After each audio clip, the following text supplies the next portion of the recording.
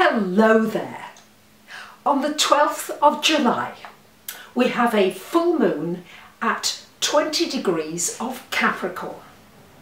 Now, what's Capricorn all about? Capricorn is all about being organised, being productive, seeing some results for your actions. So wherever this full moon is happening in your chart, this is where you need to get organised, where you need to have clear boundaries. So what it's good for during this full moon in Capricorn, that I must say is going to be a strong one, because it's conjuncting, a wide conjunction to Pluto.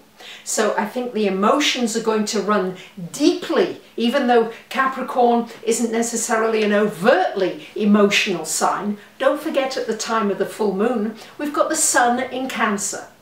So we've got this sun in Cancer, wanting home, family, comfort. And then this full moon in Capricorn that's saying, well, let's look at your work, let's look at your finances. This is a really good time to look at your finances, to get them in order, to look at how you're spending money. Capricorn is also practical when it comes to time. What's your time management like? Are you working smarter rather than harder?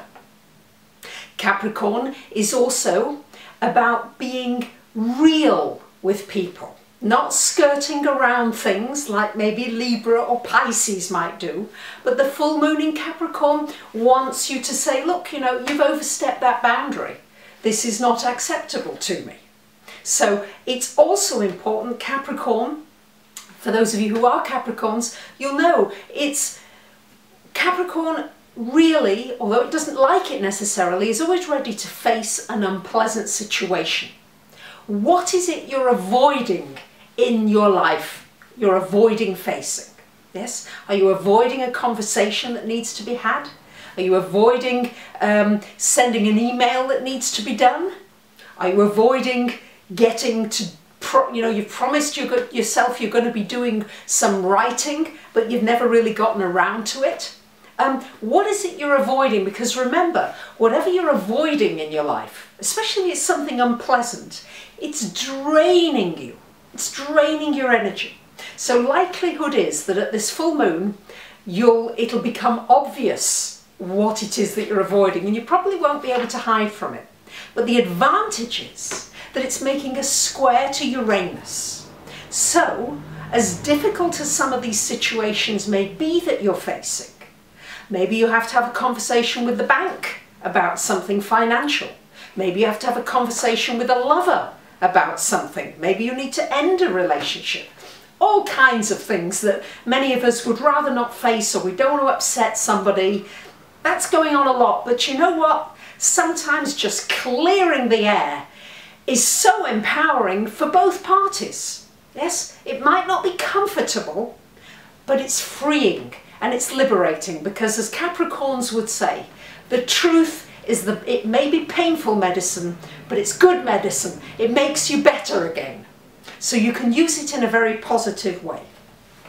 This is a good time as well. Capricorn likes to be self-sufficient. So look at, we're living in these very changing times. Look at whether there's something that you can do. Maybe you can store some dried foods, some canned foods. Maybe you've got some water purification tablets just in case the water gets contaminated. Just think about maybe putting into place some survival things around you. A first aid kit, a list of your important documents and numbers somewhere else outside of your home. Just things like that, because Capricorn loves to be productive and useful and do something tangible. So use this full moon to really do something, organise something, declutter, get rid of things that you don't need anymore. If you haven't worn it for a year or two, you're probably not going to wear it. So give it away, recycle it, give it to the thrift store so they can sell it to charity. There's all kinds of things you can do.